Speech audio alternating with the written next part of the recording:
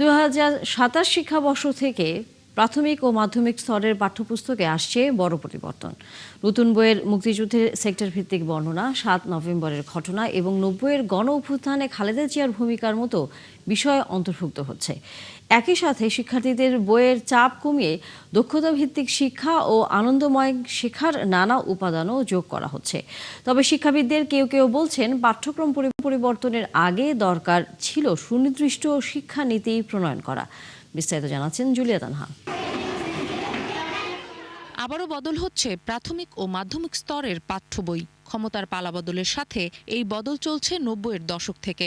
অন্তর্বর্তী সরকারের পর আবারও বড় ধরনের পরিবর্তন হচ্ছে পাঠ্য বইয়ে। এনসিটিবি সূত্র বলছে, ২০২৭ শিক্ষাবর্ষের মাধ্যমিক স্তরের বিভিন্ন শ্রেণীর ৯৯টি এবং প্রাথমিক স্তরের ৩৬টি বই পরিমার্জন হচ্ছে। যুক্ত হচ্ছে নতুন ৩টি বিষয়ের বইও। ৭১-এর মুক্তিযুদ্ধের সেক্টর ভিত্তিক বিস্তারিত বর্ণনা যুক্ত হচ্ছে মাধ্যমিক পর্যায়ের বইয়ে। আর থাকবে ৯০ ও ২৪-এর গণঅভ্যুত্থানের ইতিহাসও। ইতিহাস বিষয়ক এই পরিবর্তন বিভিন্ন পর্যায়ে যাচাই বাছাইয়ের পর চূড়ান্ত হবে। এছাড়া চতুর্থ শ্রেণীর জন্য খেলাধুলা ও সংস্কৃতি বিষয়ক বইয়ে গুরুত্ব দেওয়া হচ্ছে শারীরিক শিক্ষা ও খেলাধুলায়। আর ষষ্ঠ শ্রেণীর শিক্ষার্থীদের জন্য পরীক্ষামূলকভাবে চালু হচ্ছে লার্নিং উইথ হ্যাপিনেস বই। কারিগরি শিক্ষা বোর্ডের অধীনে ষষ্ঠ শ্রেণীর জন্য টেকনিক্যাল ও ভোকেশনাল শিক্ষা বিষয়ে একটি উদ্দীপনামূলক বইও আগামী বছর যুক্ত করা হচ্ছে। পরিবর্তন ও পরিমার্জন বিষয়টি নিয়ে কথা বলেছেন জাতীয় পাঠ্যক্রম ও পাঠ্যপুস্তক বোর্ডের চেয়ারম্যান। তিনি জানান, সবার সাথে আলোচনা এখন শেষ ধাপে। ঢাকা বিশ্ববিদ্যালয়ের শিক্ষকবৃন্দ আইআর এর সহায়তায় এবং বিভিন্ন অন্যান্য বিশ্ববিদ্যালয়ের শিক্ষক আছেন এবং বিভিন্ন শিক্ষা সংশ্লিষ্ট প্রতিষ্ঠানের বিশেষজ্ঞরা ছিলেন, আমাদের স্কুল কলেজের টিচাররা ছিলেন, ওদের সবাইকে নিয়ে আমরা আসলে বইগুলো রিভিউ করেছি। তিনি আরও জানান, নতুন বই নভেম্বরের মধ্যেই শিক্ষা প্রতিষ্ঠানে পাঠানো হবে। ঈদের আগেই আমরা আমাদের যে সুপারিশগুলো এসছে সেগুলোকে ইনক্লুড করতে পারবো আমাদের সবগুলো বইতে, এবং সেটা ধরে আমরা আগামী জুনের মধ্যে এই বইয়ের প্রস্তুতির কাজটা শেষ করব এবং আগামী 1 জুলাইতে আমরা আশা করছি যে আমাদের প্রেসে আগামী শিক্ষাবর্ষে বইগুলোকে প্রিন্টে দিতে পারবো। এবং আমাদের যেটা প্ল্যান আছে যে আমরা আগামী নভেম্বরের মধ্যে সবগুলো বই প্রিন্ট করব এবং আমাদের যে সব ডিস্ট্রিবিউশন পয়েন্ট আছে বাচ্চাদের শিক্ষার্থীদের হাতে বই পৌঁছানো, সেসব জায়গায় আমরা বইগুলো পৌঁছাতে পারবো। এবং 1 জানুয়ারিতে আমরা 100% বই দিয়ে বই উৎসব করতে চাই বছর। এদিকে পাঠ্যক্রম পরিবর্তনের আগে একটি স্বতন্ত্র শিক্ষা কমিশন এবং শিক্ষা নীতির ওপর জোর দেন একজন গবেষক। এত পরিশ্রম, এত অর্থ ব্যয় সবই বৃথা যাবে যদি আপনি কারিকুলামের উপরে ভিত্তি করে আপনি পাঠ্যপুস্তক না তৈরি করেন। আবার কারিকুলাম পরিবর্তন করতে হলে আপনাকে শিক্ষা নীতির উপরে ভিত্তি করে করা লাগবে। আবার শিক্ষা নীতি তৈরি করতে হলে একটা কমিশন করে সেই নীতিমালা তৈরি করা লাগবে। পাঠ্য বই পরিমার্জন, কারিকুলাম রিভিউ এবং নতুন শিক্ষাক্রম প্রণয়ন, এই 3 ধাপে সংস্কারের উদ্যোগ নেওয়া হয়েছে। জুলিয়া তানহা, ৭১, ঢাকা। সারা দেশে আজ থেকে শুরু হচ্ছে 3 দিনের ভূমি সেবা মেলা। রাজধানীর তেজগাঁয়ে মেলার উদ্বোধনী অনুষ্ঠানে যোগ দিয়েছেন প্রধানমন্ত্রী তারেক রহমান। এবারের মেলায় নাগরিকদের জন্য বিভিন্ন ধরনের অনলাইন ও সরাসরি সেবা দেয়া হবে। মেলা চলবে বৃহস্পতিবার পর্যন্ত। জনগণের দোরগোড়ায় সহজ, স্বচ্ছ ও প্রযুক্তি নির্ভর সেবা পৌঁছে দিতে বিভাগ, জেলা, উপজেলা পর্যায়েও একযোগে মেলার কার্যক্রম শুরু হবে। নাগরিকদের সরাসরি সেবা দিতে এবং নতুন সেবার সাথে পরিচিত করাতেই এই মেলার আয়োজন করা হয়েছে। ক্রেডিট কার্ডের ঋণ সীমা 1 লাফে দ্বিগুণ করে সর্বোচ্চ 40 লাখ করেছে বাংলাদেশ ব্যাংক। মুখপাত্র বলছেন, ক্যাশবিহীন লেনদেনেও উৎসাহিত করতেই তাদের এই উদ্যোগ। এর ফলে ভোক্তাদের শখ পূরণের পাশাপাশি লেনদেন স্বচ্ছতা আসবে বলেও মনে করে কার্ড সেবা প্রদানকারী কর্পোরেশন মাস্টারকার্ড। বিশেষজ্ঞরা মনে করেন, খরচ কমাতে হবে প্রয়োজন বুঝে। অনুপধিকারী তরুণের প্রতিবেদন। ক্রেডিট কার্ডে পাওয়া সর্বোচ্চ 20 লাখ টাকা ঋণ সীমা এখন 40 লাখ করেছে বাংলাদেশ ব্যাংক। আবার ব্যাংকগুলো এখন থেকে কোনো জামানত ছাড়াই একজন গ্রাহককে 20 লাখ টাকা পর্যন্ত ঋণ দিতে পারবে, যা আগে ছিল 10 লাখ টাকা। ক্রেডিট কার্ডটা আরও বেশি সহজলভ্য করা এবং এটি ক্রেডিট যে সীমা, সেই সীমাটাকে কীভাবে আরও বাড়ানো যায় সে উদ্যোগ বাংলাদেশ ব্যাংক গ্রহণ করেছে। এরই ধারাবাহিকতায় যেটা ব্যক্তিগত পর্যায়ে যেটা 10 লক্ষ টাকা সর্বোচ্চ ঋণ সীমা ছিল ক্রেডিট কার্ডের ব্যালেন্স, সেটা এখন 20 লক্ষ টাকা উন্নীত করা হচ্ছে এবং জামানতবিহীনটাও একইভাবে দ্বিগুণ করা হচ্ছে। এগুলো সবই পেমেন্ট ইকোসিস্টেমটাকে ডেভেলপ করার পূর্ব শর্ত এবং আমরা চাই ক্যাশলেস ইকোনমি গড়ের ক্ষেত্রে এটা পজিটিভ ভূমিকা রাখবে। নতুন নীতিমালা অনুযায়ী ক্রেডিট কার্ডে ঋণের সর্বোচ্চ বার্ষিক সুদ হার 25% বেশি হতে পারবে না। তবে সুদ কেবল বকেয়া বা অনাদায়ী পাওনার উপরই ধার্য হবে, মোটের উপর নয়। আমেরিকান বহুজাতিক পেমেন্ট কার্ড সেবা কর্পোরেশন মাস্টার কার্ডের কান্ট্রি ম্যানেজার সৈয়দ মোহাম্মদ কামাল বললেন, এতে লেনদেনে স্বচ্ছতা আসবে। এটাতে মানুষের স্পেন্ড ক্যাপাসিটিটা বাড়বে। মানুষ ব্যাংকে থেকে লোন নিলে তো আবার সেটা শোধ দেওয়ার ব্যাপারটা থাকে, মানুষ তাদের শখগুলো পূরণ করতে পারবে, আবার ফিনান্সিয়াল ইনক্লুডেড হবে, এটা একটা পার্ট। দ্বিতীয়ত ক্যাশলেস একটা বড় জিনিস গভর্নর সাহেব বলে আসতেছেন, বর্তমান গভর্নর সাহেব, যে আস্তে আস্তে পুরো জিনিসটাকে ক্যাশলেসের মধ্যে আনতে হবে। বাংলাদেশের টোটাল ট্রানজ্যাকশনে 72% ক্যাশে হয়, এখান থেকে তারা যেতে যাচ্ছে 70% মিনিমাম 2030-এর মধ্যে ডিজিটাল করবে, মানে জাস্ট শিফট। এটা একটা বিরাট একটা স্বপ্ন মনে করি এবং আমরা মনে করি এটা ডেফিনেটলি আমরা যারা স্টেক হোল্ডার আছি, ব্যাংক আছে, ফিনটেক আছে, MFS আছে, সবাই মিলে আমরা আস্তে আস্তে ওই জায়গাটায় যাব। ক্রেডিট কার্ডের ঋণ সীমা দ্বিগুণ করাকে যুগোপযোগী সিদ্ধান্ত বললেন ওয়ান ব্যাংকের ব্যবস্থাপনা পরিচালক মুহিত রহমান। এই যে লিমিটটা বাড়ালো, আমার কাছে মনে হয় যে এখন অনেক পেমেন্ট কিন্তু কার্ডের মাধ্যমে চলে আসবে। আগে ছিল শুধুমাত্র হয়তো বা আপনার নিজস্ব প্রয়োজনীয় বাজার করছেন বা আপনার অন্যান্য এই টিভি, ফ্রিজ এগুলো কিনছেন বা ঘরের জিনিসপত্র কিছু কিনছেন। এছাড়াও তো মানুষের অনেক ধরনের গাড়ি কেনার লোনের নিজস্ব ডাউন পেমেন্ট, হাউস লোনের আপনার হতে পারে, অনেক কিছু পেমেন্ট কিন্তু চলে আসবে। এটা আসলে একটা পুরো ইকোসিস্টেমটাতে আপনার কিন্তু ড্রাইভ করতে হবে। শুধু আমি যদি ধরেন আমি ওকে ওয়ালেট দিয়ে দিলাম বা হোয়াটএভার, এখন আপনার পুরো এন্ড টু এন্ড সবার কাছেই কিন্তু আপনার থাকতে হবে। তবে এই পয়েন্টটা একটু আমি মনে করব, যেহেতু আমি একটা সুযোগ পেলাম আজকে বলার, যে আপনার এই মার্চেন্ট যে চার্জ যেটা আছে সে ব্যাপারে কোনো একটা ইনসেন্টিভাইজ করা যায় কিনা। অগ্রণী ব্যাংকের চেয়ারম্যান সৈয়দ আবু নাসের বখতিয়ার আহমেদ বললেন, ঋণের টাকা দিয়ে অপ্রয়োজনীয় বিলাসবহুল জিনিস কেনাকাটা করলে সেটি ক্ষতিকর হবে। ব্যক্তিগত ঋণটা লাগে মানুষ, এটা কিন্তু কোনো অসুবিধা দেখি না। এটা তার ক্যাপাসিটির চিন্তা করতে হবে, পারপাস চিন্তা করতে হবে। সে যদি বলে ব্যক্তিগত ঋণ নিয়ে আমি গাড়ি কিনে বসে থাকবো, এটা কিন্তু একটা আমি বলি লাক্সারি আইটেমে পরিণত হবে। নিত্য প্রয়োজনীয় কাজে যদি কেউ স্পেন্ড করে, ইটস এ গুড পলিসি বলবো। কিন্তু যদি লাক্সারি আইটেম কিনে তাহলে এটা ক্ষতিকর হবে। দেশে বর্তমানে সক্রিয় ক্রেডিট কার্ডের সংখ্যা 19 লাখের মতো। নতুন নীতিমালায় ক্রেডিট কার্ড পাওয়ার যোগ্যতায় কিছুটা পরিবর্তন আনা হয়েছে। এখন 18 বছর হলেই যে কেউ এই কার্ডের জন্য আবেদন করতে পারবেন।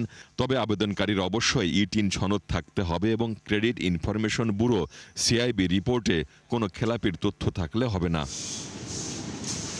অনুপধিকারী তরুণ, 71, ঢাকা।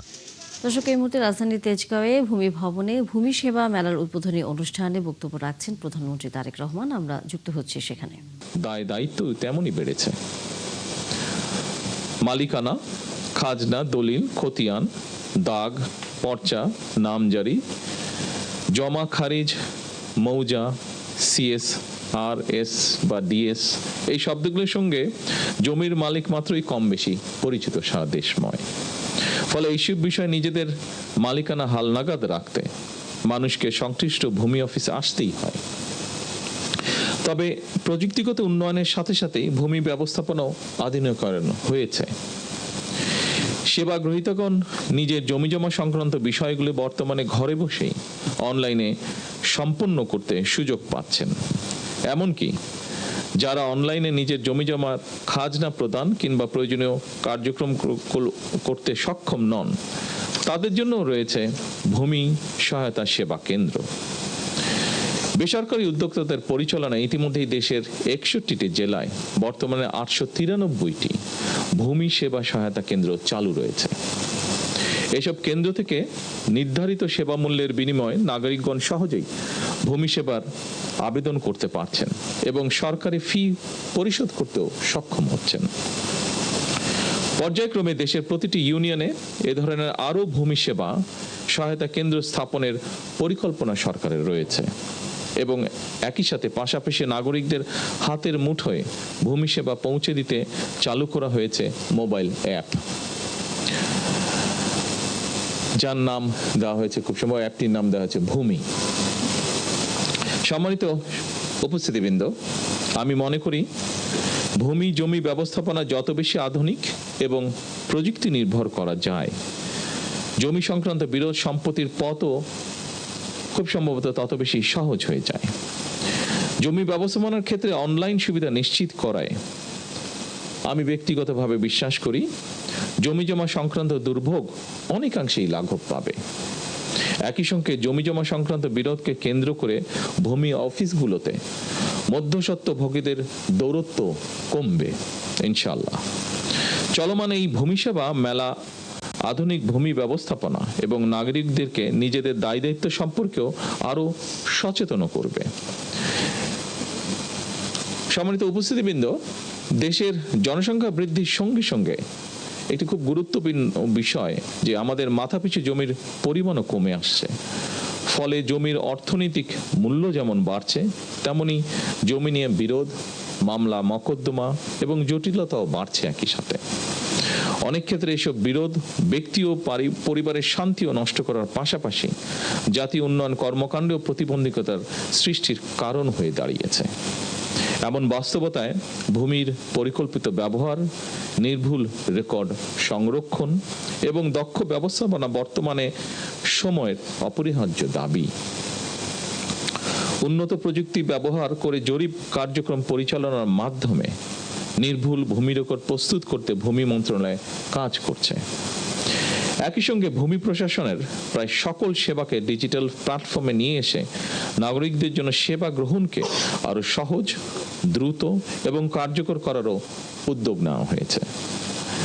আমাদের লক্ষ্য এমন একটি ভূমি ব্যবস্থাপনা গড়ে তোলা যেখানে ভূমি সেবা গ্রহণের জন্য মানুষকে আর অযথা অফিসে ঘুরতে হবে না, যা আমরা ভিডিওতে একটু আগে দেখেছি। সেরকম একটি পরিবেশ আমরা চাই, অথবা দুর্নীতি কিংবা হয়রানির শিকারও হতে হবে না।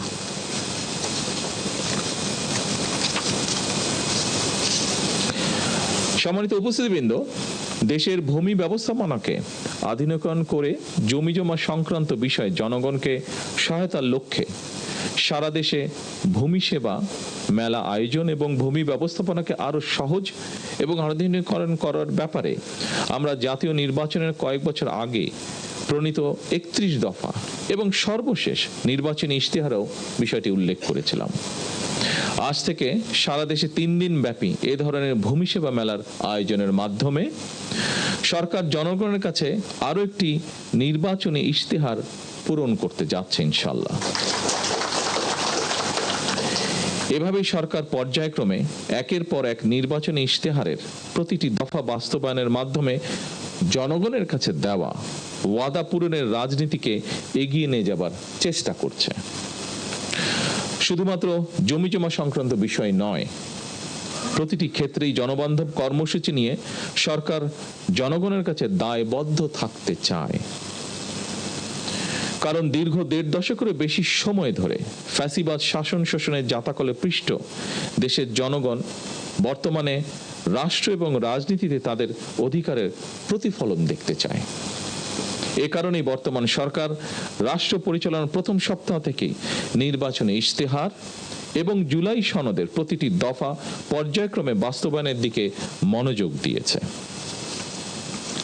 সম্মানিত সুধীবৃন্দ, সারা দেশে বিভিন্ন পর্যায়ের আদালতগুলোতে দেওয়ানি এবং ফৌজদারি সব মিলিয়ে খুব সম্ভবত 47 লাখেরও বেশি মামলা বিচারাধীন রয়েছে। এর মধ্যে জমি জমা সংক্রান্ত মামলার সংখ্যাই বেশি। সুতরাং এই মুহূর্তে সরকারের সামনে প্রধান প্রায়োরিটি হচ্ছে আদালতে বিচারাধীন মামলা দ্রুততম নিষ্পত্তি। তবে প্রচলিত আদালতের বাইরেও জমি জমা সংক্রান্ত বিরোধ নিষ্পত্তির জন্য গ্রাম আদালত কিংবা অল্টারনেটিভ ডিসপিউট রেজুলেশন এডিআর অর্থাৎ বিকল্প বিরোধ নিষ্পত্তির মতো আইনানুগ ব্যবস্থার মাধ্যমে অবলম্বনের দিকেও জোর দেওয়া জরুরি বলে আমরা মনে করি। এতে একদিকে বিরোধ নিষ্পত্তিতে যেমন অল্প সময় লাগবে, অপরদিকে অনেক ক্ষেত্রেই বিরোধ হয়তো শত্রুতায় রূপ নেবে না। বিকল্প বিরোধ নিষ্পত্তির ক্ষেত্রে আলবার্ট আইনস্টাইনের একটি তাৎপর্যপূর্ণ উক্তির কথা আপনাদের সামনে আমি তুলে ধরতে চাই। তিনি বলেছিলেন, peace cannot be kept by force, it can only be achieved by understanding. বিশেষ করে জমিজমা সংক্রান্ত মামলা বা দেওয়ানি মামলাগুলো পর্যায়ক্রমে নেগোসিয়েশন বা আলোচনা, মধ্যস্থতা বা সালিশ কিংবা সমঝোতার মাধ্যমে বিকল্প বিরোধ নিষ্পত্তির পথ কার্যকর করা গেলে একদিকে আদালতে বিচারাধীন মামলার জট কমবে, অপরদিকে দ্রুততম সময়ের মধ্যে জমিজমা সংক্রান্ত বিরোধ নিষ্পত্তি করাও সহজ হবে। সম্মানিত উপস্থিতিবৃন্দ,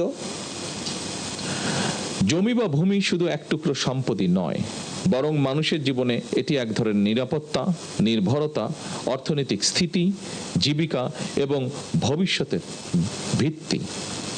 এই উপলব্ধি থেকেই জমি ব্যবস্থাপনাকে হয়রানি ও দুর্নীতিমুক্ত করার অঙ্গীকার নিয়ে জনগণের দোরগোড়ায় রাষ্ট্রীয় সেবা পৌঁছে দিতে বর্তমান সরকার কাজ করছে। আমি ভূমি মন্ত্রণালয় মন্ত্রী থেকে শুরু করে এই মন্ত্রণালয়ের সঙ্গে সংশ্লিষ্ট সকল কর্মকর্তা এবং কর্মচারীদের দৃষ্টি আকর্ষণ করে বলতে চাই, সেবা প্রদান জনগণের প্রতি করুণা নয়, বরং জনগণের সেবা নিশ্চিত করা আমাদের দায়িত্ব বলেই আমি মনে করি। আমাদের লক্ষ্য একটি হয়রানিমুক্ত, প্রযুক্তি নির্ভর এবং নাগরিক বান্ধব ভূমি ব্যবস্থা প্রতিষ্ঠা করা, যা দেশের টেকসই উন্নয়নকে আরো ত্বরান্বিত করবে। উপস্থিত সুধীবৃন্দ, কৃষি জমির অপব্যবহার সম্পর্কে আমাদেরকে অবশ্যই সতর্ক থাকতে হবে। দর্শক, ভূমি সেবা মেলার উদ্বোধনী অনুষ্ঠানে বক্তব্য রাখছিলেন প্রধানমন্ত্রী তারেক রহমান। আমরা সেই বক্তব্যে যুক্ত ছিলাম এতক্ষণ। যুক্তরাষ্ট্রের গবেষণাধর্মী প্রতিষ্ঠান আটলান্টিক কাউন্সিলের উদ্যোগে বাংলাদেশ বিষয়ক একটি গোল টেবিল বৈঠক অনুষ্ঠিত হয়েছে। এতে উপস্থিত ছিলেন পররাষ্ট্র প্রতিমন্ত্রী শামা ওবায়দ। যুক্তরাষ্ট্র সহ দক্ষিণ এশিয়ার দেশগুলোর সাথে বাংলাদেশের সম্পর্ক কেমন হবে সেই সব বিষয় নিয়ে এই বৈঠকে আলোচনা হয়েছে বলে জানান শামা ওবায়দ। আটলান্টিক কাউন্সিলের সিনিয়র রিসার্চ ফেলো মাইকেল কুগেলম্যানের সঞ্চালনায় এতে উপস্থিত ছিলেন বাংলাদেশে নিযুক্ত যুক্তরাষ্ট্রের সাবেক রাষ্ট্রদূত পিটার হাস সহ ওয়াশিংটনে অবস্থানরত বিভিন্ন শ্রেণীর পেশার মানুষ। আমাদের নতুন যে সরকার গঠিত হয়েছে বাংলাদেশে, সেই সরকারের সাথে আমাদের সাউথ এশিয়ান দেশগুলোর যেরকম সম্পর্ক হবে সেগুলো নিয়ে আলোচনা হয়েছে এবং আগামী দিনে আমাদের রোহিঙ্গা ইস্যু, আমাদের ইকোনমিক ইস্যু, সব কিছু নিয়ে আমরা কিভাবে আগাতে পারি সেই সব কিছুই আমাদের আজকের এই রাউন্ড টেবিলে আলোচিত হয়েছে। চট্টগ্রামে টিকা নেওয়ার পরও হামে আক্রান্ত হচ্ছে অনেক শিশু। তবে চিকিৎসকরা বলছেন টিকা নেওয়া থাকলে জটিলতা ও মৃত্যু ঝুঁকি অনেক কমে যাবে। দর্শক, আমরা চট্টগ্রামের হামের শিশুদের চিকিৎসা এবং উপসর্গ নিয়ে কথা বলতে চাই। আমাদের সাথে আমাদের সহকর্মী রাজীব বড়ুয়া যুক্ত হচ্ছেন চট্টগ্রাম থেকে। রাজীব, হাসপাতালের খবর জানানোর পাশাপাশি চিকিৎসকরা যে কথাটি বলছেন যে টিকা নেওয়া থাকলে মৃত্যু ঝুঁকি অনেকটা কমে আসবে, সেই হিসেব করে কত বছর বয়সী বাচ্চার ক্ষেত্রে এই টিকাটি প্রযোজ্য হচ্ছে বা হবে কার্যকর, সেই বিষয়ে তারা কি জানিয়েছেন এবং সামনের দিনগুলোতে হামে আক্রান্ত শিশুদের সংখ্যা কমে আসার কোনো সম্ভাবনা কি তারা দেখেন? আপনাকে চট্টগ্রামের হামে আক্রান্তদের কিছু তথ্য দিয়ে জানাই আগে। সেটা হচ্ছে গত 24 ঘন্টায় 43 জন শিশু হামের উপসর্গ নিয়ে হাসপাতালে ভর্তি হয়েছে। এর মধ্যে 8 জনের হাম শনাক্ত হয়েছে এবং চট্টগ্রাম মেডিকেল কলেজ হাসপাতালে বর্তমানে 112 জন শিশু হামের উপসর্গ নিয়ে ভর্তি আছে এবং এই জন্য আলাদা একটি ওয়ার্ডই চট্টগ্রাম মেডিকেল কলেজ হাসপাতালে চালু করেছে। যদিও এখানে আসন সংখ্যার চাইতে কিন্তু আসলে শিশু রোগীর সংখ্যা বেশি, তো যার কারণে আমরা দেখছি যে অনেক বেডে 2-3 জন রেখেও কিন্তু আসলে চিকিৎসা হচ্ছে এবং এখানে যারা চিকিৎসা নিচ্ছেন এরকম অনেককে আমরা দেখেছি যে যারা টিকা নেওয়ার পরও কিন্তু আসলে আক্রান্ত হয়েছেন। অনেক মা বাবা বলছে যে আসলে শিশুর বয়স যখন 9 মাস ছিল তখনই তারা টিকা দিয়েছে। 3 বছরের শিশু তারাও আক্রান্ত, 7-8 বছরের শিশুকে আমরা দেখেছি টিকা নেওয়ার পরও আক্রান্ত হচ্ছে। তবে চিকিৎসকরা বলছেন যে টিকা নেওয়ার পরও অনেক শিশু আসলে যদি অপুষ্টিজনিত বা শারীরিকভাবে দুর্বল থাকে তারা হয়তো হামে আক্রান্ত হতে পারে, যেটি একটি আসলে সংক্রামক ব্যাধি। তবে টিকা নেওয়া থাকলে পরে সেক্ষেত্রে হামের যে সংক্রমণ হয় বা হামে যদি আক্রান্ত হয় কিন্তু সেক্ষেত্রে জটিলতাগুলো তৈরি হবে না। আমরা দেখছি এখানে হামের পাশাপাশি নিউমোনিয়াতে আক্রান্ত হচ্ছে বেশি, শ্বাসকষ্ট এবং ডায়রিয়াতে অনেক শিশু আক্রান্ত হচ্ছে এবং এই চট্টগ্রাম মেডিকেল কলেজ কলেজ হাসপাতালে ইতিমধ্যে 3 জন শিশু মারা গেছে এ পর্যন্ত, এবং পুরো চট্টগ্রামে মারা গেছে প্রায় 9 জন শিশু হাম আক্রান্ত হয়ে, এবং গত 1 মাসে হামের উপসর্গ নিয়ে এবং নিউমোনিয়া আক্রান্ত হয়ে প্রায় 35 জন শিশু মারা গেছে চট্টগ্রাম মেডিকেল কলেজ হাসপাতালে। ফলে এখানকার চিকিৎসকরা বলছেন আসলে যখনই হামে আক্রান্ত হয়ে যখন আসলে পরিস্থিতি জটিল হয়ে যায় তখনই আসলে তারা হাসপাতালে আসেন, এবং এই জন্য তারা বলছেন যে যেহেতু এখন হামের উপসর্গটা বাড়ছে, ফলে জ্বর, কাশি, সর্দি এই ধরনের কোনো উপসর্গ দেখা দিলেই সাথে সাথে নিকটস্থ যে হাসপাতাল আছে বা স্বাস্থ্যকেন্দ্র আছে সেখানে যাওয়াটা দরকার, এবং তার পাশাপাশি যে চিকিৎসকের পরামর্শ নিয়ে আসলে এখানে পরামর্শটা নেওয়া উচিত। তো আমরা একটু কথা বলতে চাই, এখানে চিকিৎসকরা কথা বলছেন যে এখানে যারা আসছেন বিশেষ করে হাম আক্রান্ত শিশুদের সংখ্যাটা অনেক বাড়ছে, তো কোন ধরনের জটিলতাগুলো আসলে তারা নিয়ে আসছেন? আসলে আমাদের হামের রোগীগুলা মানে এখনো পর্যন্ত প্রতি অ্যাডমিশনেই মোটামুটি প্রতি অ্যাডমিশনে 25 থেকে 30 জন রোগী ভর্তি হচ্ছে আমাদের, ঠিক আছে। যে রোগীগুলা দেখা যাচ্ছে কোনো ধরনের জটিলতা নাই, আমরা আসলে ওদেরকে ভর্তি দিচ্ছি না। তো যেগুলোকে ভর্তি দিচ্ছি মোস্ট অফ দ্য পেশেন্ট হচ্ছে আমরা যেটা পাচ্ছি মানে 90%-এরও বেশি রোগী হচ্ছে নিউমোনিয়া রোগী আক্রান্ত, ঠিক আছে। আর বাকি 10% ডায়রিয়া আছে, অ্যাকুট ওয়াটারে ডায়রিয়া, কিছু কিছু রোগী খিঁচুনি নিয়ে আসতেছে, এনকেফালাইটিস, ঠিক আছে। সাথে কনজাংটিভাইটিস মানে চোখের যে কমপ্লিকেশনগুলো সেগুলো নিয়েও আসছে, আবার মুখের আলসার নিয়েও আসছে, মাউথ আলসার নিয়েও আসছে আর কি, ঠিক আছে। মেনলি এই পেশেন্টগুলো আমাদের কাছে ভর্তি হচ্ছে আর কি। আবার পোস্ট মিজাস কমপ্লিকেশন নিউমোনিয়া নিয়েও ভর্তি হচ্ছে, আর এই পেশেন্টগুলো সবচেয়ে বেশি খারাপ হচ্ছে আমাদের এখানে। ধন্যবাদ। তানি আপনি শুনছিলেন যে এখানে চিকিৎসকরা বলছেন যে আসলে হামের নানা ধরনের জটিলতাগুলো নিয়ে এখানে আসছেন হাসপাতালে চিকিৎসা নিতে, ফলে তারা বলছেন যে অভিভাবকদের ক্ষেত্রে একটু সচেতন থাকতে, যেন কোনো ধরনের উপসর্গ দেখা দিলে দ্রুত যেন তারা আসলে হাসপাতালে চলে আসেন বা চিকিৎসকের পরামর্শ নেন, এই বিষয়টি আসলে তারা বারবার বলছিলেন। তানিয়া, ধন্যবাদ রাজীব বড়ুয়া। ফিরবো নিশ্চয়ই আমরা পরবর্তীতে আবারও আপনার কাছে। দর্শক সহকর্মী রাজীব বড়ুয়া ছিলেন চট্টগ্রাম থেকে। দেশ জুড়ে জমে উঠেছে কোরবানির পশুর হাট। বিরূপ আবহাওয়ার মধ্যে বিভিন্ন স্থান থেকে খামারি এবং পাইকারিরা কোরবানির পশু নিয়ে হাটে আসতে শুরু করেছেন। হাট পুরোপুরি জমে না উঠলেও খামার থেকে শুরু হয়েছে বেচাকেনা। এবার চাহিদার তুলনায় পর্যাপ্ত পশু পালন হয়েছে বলছেন প্রাণী সম্পদ কর্মকর্তারা। সহকর্মীদের তথ্যছবিতে বিস্তারিত। খাগড়াছড়ির মাটিরাঙ্গায় এবার ঈদে বেশ আলোচনায় রয়েছে বিশাল আকারের গরুর সম্রাট, যার দাম ধরা হয়েছে 12 লাখ টাকা। খামার কর্তৃপক্ষ জানিয়েছে ফ্রিজিয়ান জাতের এসব গরুর প্রতিদিন শুধু খাবার ও পরিচর্যাতেই খরচ হচ্ছে 1000 টাকার বেশি। আমি দানাদার খাওয়াচ্ছি, প্লাস পাশাপাশি আছে না ন্যাচারাল ভাবে আছে না প্রাকৃতিক উপায়ে ঘাস খাওয়াচ্ছি। এই গরুগুলোর আমরা 2 বার সকালে এবং বিকালে গোসল করাই এবং সুস্বাদের খানা খাওয়াই। উপজেলা প্রাণী সম্পদ কর্মকর্তা জানান, চলতি বছর জেলায় কোরবানির পশুর চাহিদা পূরণ করে আরো 5000-এর বেশি পশু উদ্বৃত্ত থাকবে।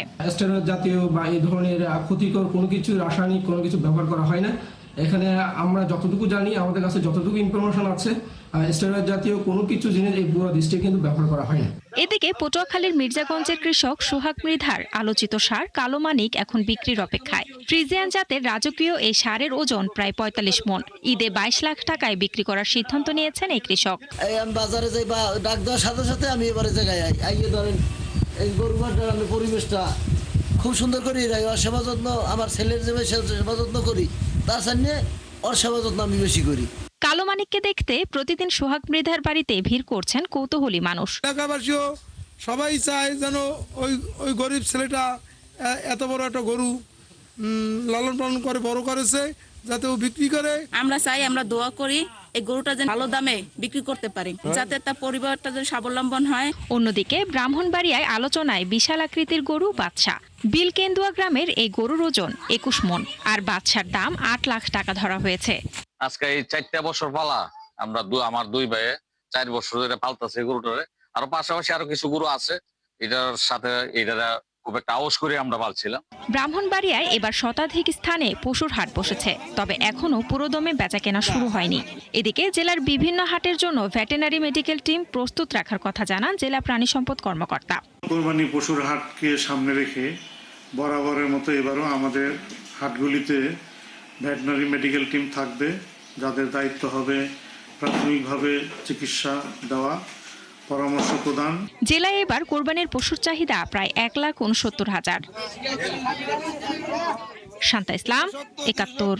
চলছে সংবাদ সংযোগ, সরাসরি সংবাদ এবং অনুষ্ঠান দেখতে চোখ রাখুন ৭১-এর ফেসবুক পেজে এবং সাবস্ক্রাইব করুন ৭১-এর ইউটিউব চ্যানেল। থাকুন ৭১-এর সাথে।